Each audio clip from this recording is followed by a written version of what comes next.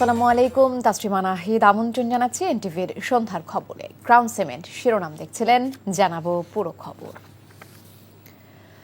সফররত পাকিস্তানের উপপ্রধানমন্ত্রী ও পররাষ্ট্রমন্ত্রী ইসহাক দারের সাথে বৈঠক করেছে বিএনপি, জামায়াতে ইসলামী ও এনসিপি। কাল বিএনপি চেয়ারপারসন বেগম খালেদা জিয়ার সাথে সৌজন্য সাক্ষাৎ করবেন ইসহাক দার। বিকেলে রাজধানীর গুলশানে পাকিস্তান দূতাবাসে পৃথকভাবে এই বৈঠক অনুষ্ঠিত হয়। প্রথমে বৈঠক শেষে এনসিপির মুখ্য সংগঠক নাসিরউদ্দিন পাটোয়ারি জানান, দক্ষিণ এশিয়ায় স্বার্থ, সাংস্কৃতিক কেন্দ্র এবং ডিফেন্স সেক্টর নিয়ে বৈঠকে আলোচনা হয়েছে। এরপর পাকিস্তানের উপপ্রধানমন্ত্রীর সাথে বৈঠক শেষে জামায়াতের নায়েবে আমির আব্দুল্লাহ মোহাম্মদ তাহির জানান, কিভাবে দুদেশের বাণিজ্য আরও বৃদ্ধি করা যায়, সম্পর্ক আরও ভালো করা যায়, সেসব নিয়ে আলোচনা হয়েছে। এরপরই সন্ধ্যার কিছু আগে বৈঠকে অংশ নিতে বিএনপি মহাসচিব মির্জা ফখরুল ইসলাম আলমগীরের নেতৃত্বে পাকিস্তান হাইকমিশনে প্রবেশ করে বিএনপি প্রতিনিধি দল। বৈঠক শেষে গণমাধ্যমের সাথে কথা বলেনি বিএনপি।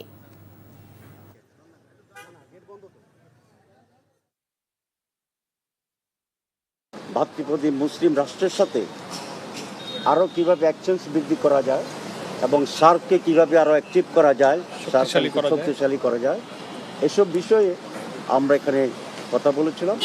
আমরা বলেছি যে সমস্ত আনসেটেলড ইস্যুস আছে সেগুলো যেন খুবই কনজেনিয়াল অ্যাটমসফিয়ারে এটা দ্রুত শেষ করা দরকার এবং যে কোনো ধরনের সম্পর্ক বৃদ্ধির ক্ষেত্রে অবশ্যই 71 ইস্যু, 71-এর ইস্যুকে অবশ্যই ডিল করা উচিত। আমরা সেই প্রসঙ্গ তাদের কাছে উত্থাপন করেছি। শিক্ষায়, তারপরে অর্থনীতিতে এবং সংস্কৃতিতে যে সম্পর্ক উন্নয়নের জায়গাগুলো রয়েছে সেই জায়গাগুলোর বিষয়ে আমরা তাদের সঙ্গে কথাবার্তা বলেছি। সুষ্ঠু নির্বাচন ও জনপ্রতিনিধিত্বমূলক সরকার গঠন করতে পারলেই জনগণের কাছে জবাবদিহিমূলক ব্যবস্থা তৈরি সম্ভব বলে মন্তব্য করেছেন মির্জা ফখরুল ইসলাম আলমগীর। আমির খসরু মাহমুদ চৌধুরী বলেছেন, দেশের সকল ক্ষেত্রে আনতে হবে গণতন্ত্র। বিস্তারিত ইফতেখার রেজার রিপোর্টে। জাতীয় প্রেস ক্লাবে অর্পণ আলোক সংঘ আয়োজিত সামাজিক সুরক্ষা কতটা সুরক্ষিত শীর্ষক এক আলোচনায় অংশ নেন বিএনপির মহাসচিব মির্জা ফখরুল ইসলাম আলমগীর। বলেন, জোড়াতালি দিয়ে ও বিচ্ছিন্নভাবে কোনো কিছু সম্ভব নয়। সুনির্দিষ্ট লক্ষ্য ও উদ্দেশ্য নিয়ে রাষ্ট্র সংস্কারে এগিয়ে যেতে হবে।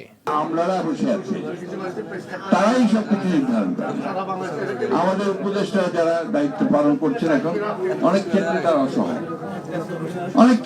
অসহায়, তারপরেও আমরা আশা করি যে তারা যে চেষ্টা করেছেন সেই চেষ্টাটা নিয়ে যারা সংস্কারের যে কমিশনগুলো আছে তারা আমরা সবাই মিলে একটা শুরু করতে পারি, যে শুরুটা দিয়ে আমরা একটা ভবিষ্যৎ, একটা বাংলাদেশ যেটা বৈষম্যহীন বাংলাদেশের দিকে আমরা এগিয়ে যেতে পারবো।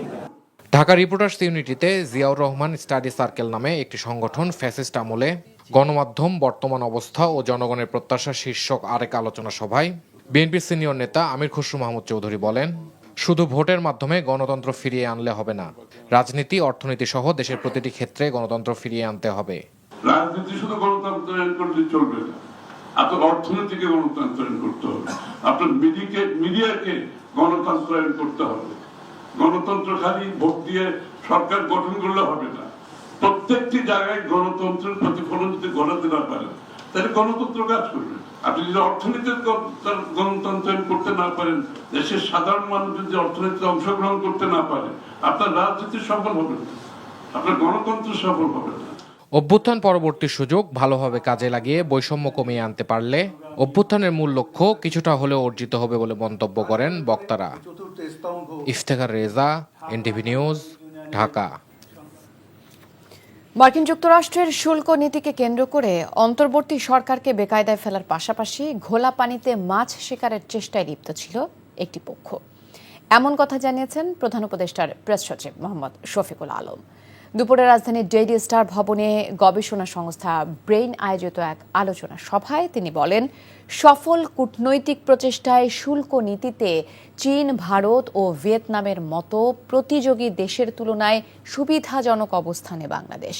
প্রেস সচিব বলেন, আমেরিকার বাজারে রপ্তানি বাড়াতে চট্টগ্রাম বন্দর উন্নয়ন, আইন শৃঙ্খলা পরিস্থিতির উন্নতির পাশাপাশি ব্যবসার পরিবেশ উন্নয়নে কাজ করছে অন্তর্বর্তী সরকার।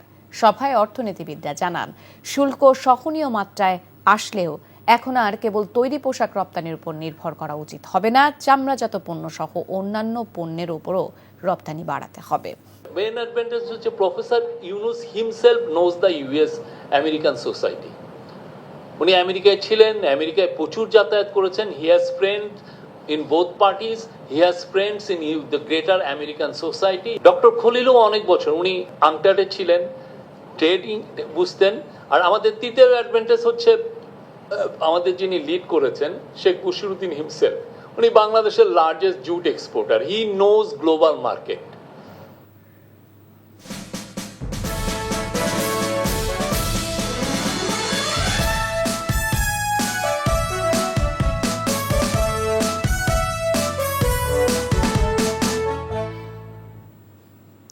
ডাকসুর দিকে গোটা জাতির নজর রয়েছে জানিয়ে ঢাকা বিশ্ববিদ্যালয়ের উপাচার্য অধ্যাপক ডক্টর নিয়াজ আহমদ খান বলেছেন, সুষ্ঠু পরিবেশে উৎসবমুখর ডাকসু আয়োজনে সর্বোচ্চ চেষ্টা করছে বিশ্ববিদ্যালয় প্রশাসন। তবে পরিবেশ ও লেভেল প্লেইং ফিল্ড নিয়ে শঙ্কার কথা জানিয়েছেন প্রার্থীরা। নূর হোসেনের রিপোর্ট। ঢাকা বিশ্ববিদ্যালয় কেন্দ্রীয় ছাত্র সংসদ নির্বাচনের আনুষ্ঠানিক প্রচারণার অনেক আগেই ক্যাম্পাস জুড়ে বইছে নির্বাচনী জোয়ার।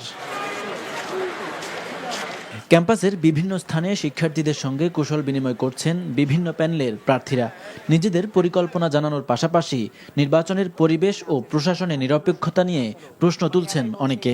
বিভিন্ন বক্তব্য কাট করে করে বিভিন্ন জায়গা থেকে নিয়ে প্রার্থীদের বিরুদ্ধে যেভাবে অপপ্রচারে লিপ্ত হচ্ছে, রাজনৈতিকভাবে মোকাবেলা করতে ব্যর্থ হয়ে, এভাবে যদি চলতে থাকে লেভেল প্লেইং ফিল্ড ক্ষুণ্ণ অলরেডি হচ্ছে, সামনেও হতেই থাকবে।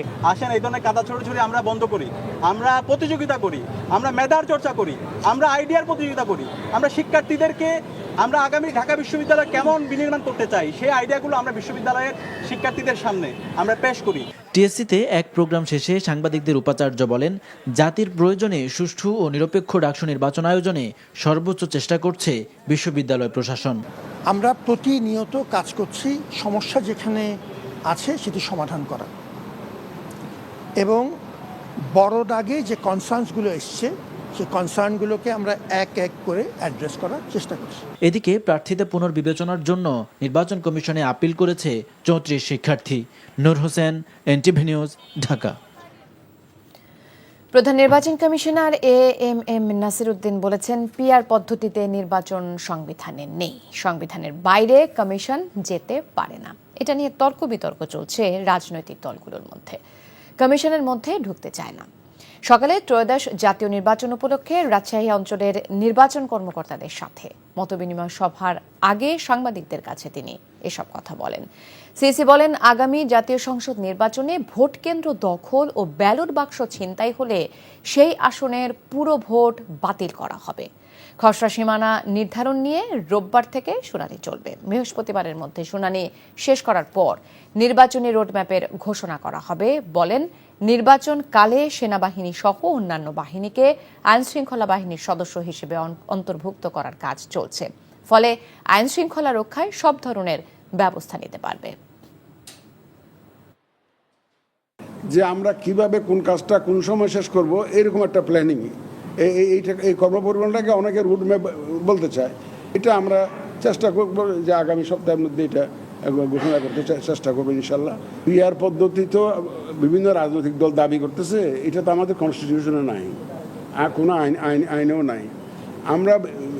আমরা শাসনতন্ত্র এবং আইন দ্বারা গাইডেড, এর বাইরে আমরা যেতে পারি না। কেউ ভোট কেন্দ্র দখল করে এই ধরনের যে অবস্থা সৃষ্টি করেছে, পুরো কনস্টিটিউয়েন্সির আমরা ক্যান্সেল করে দেব। আগামী ফেব্রুয়ারিতে নির্বাচন আয়োজনে কোনো অসুবিধা হবে না বলে জানিয়েছেন স্বরাষ্ট্র উপদেষ্টা জাহাঙ্গীর আলম চৌধুরী। বলেন, সকল ধরনের প্রস্তুতি গ্রহণ করেছে সরকার। সকালে বাংলাদেশ কৃষি উন্নয়ন কর্পোরেশনের হিমাগার, কেন্দ্রীয় বীজ পরীক্ষাগার পরিদর্শন শেষে এসব কথা বলেন তিনি। এ সময় উপদেষ্টা আরও বলেন, জনগণ নির্বাচনমুখী হলে সামাজিক যোগাযোগ মাধ্যমে নেতিবাচক প্রচারণা কিংবা কোনো ষড়যন্ত্রই নির্বাচনের পথে বাধা হতে পারবে না। অবৈধ অস্ত্র উদ্ধারকে একটি চলমান প্রক্রিয়া হিসেবে উল্লেখ করে তিনি বলেন, নির্বাচনের আগেই প্রায় সকল অস্ত্র উদ্ধার সম্ভব হবে। এছাড়া সীমান্ত সুরক্ষিত রয়েছে বলেও মন্তব্য করেন উপদেষ্টা। নির্বাচনের প্রস্তুতি যেভাবে নেওয়া দরকার আমরা ওভাবে প্রস্তুতি নিচ্ছি। আল্লাহ দিলে ফেব্রুয়ারি মাসে নির্বাচন করতে আমাদের কোনো ধরনের অসুবিধা হবে না। ডেইলি অস্ত্র উদ্ধার হচ্ছে, ইলেকশনের আগে আমরা আশা করতেছি প্রায় অস্ত্রে আমরা উদ্ধার করে ফেলব। জনগণ যে সময় ভোটারমুখী হয়ে যাবে এবং পলিটিক্যাল পার্টিগুলোর জন্য ভোটারমুখী হয়ে যাবে, সেই সময় দেখবেন এইসব কিছু কেউ কোনো বাধা দিতে পারবে না। জুলাই সনদের আইনি ভিত্তি না দিলে তাতে স্বাক্ষর করবে না জাতীয় নাগরিক পার্টি, এমনটা জানিয়ে এনসিপির সদস্য সচিব আক্তার হোসেন বলেন, মুজিববাদী সংবিধান বাদ দিয়ে গণপরিষদ নির্বাচনের মাধ্যমে নতুন সংবিধান তৈরি করতে হবে। দুপুরে দলটির কেন্দ্রীয় কার্যালয়ে সংবাদ সম্মেলনে বক্তারা বলেন, ৭২-এর সংবিধানে নির্বাচন হলে আগের মতো ফ্যাসিবাদী কাঠামো থেকে যাবে, যা ২৪-এর গণ অভ্যুত্থানের আকাঙ্ক্ষার সাথে সাংঘর্ষিক। এ সময় বিএনপি জুলাই সনদের সংস্কার প্রস্তাবনা কতটা মন থেকে গ্রহণ করেছে তা নিয়ে প্রশ্ন তোলেন আক্তার হোসেন। বলেন, নতুন সংবিধান তৈরি করে ঐক্যমত্যের ভিত্তিতে যেসব সংস্কার প্রস্তাবনায় সবাই একমত হয়েছে সেগুলো যুক্ত করতে হবে। একই সাথে তা বাস্তবায়নে কার্যকরী পদক্ষেপ গ্রহণ করে জাতীয় নির্বাচন আয়োজনের আহ্বান জানান তিনি।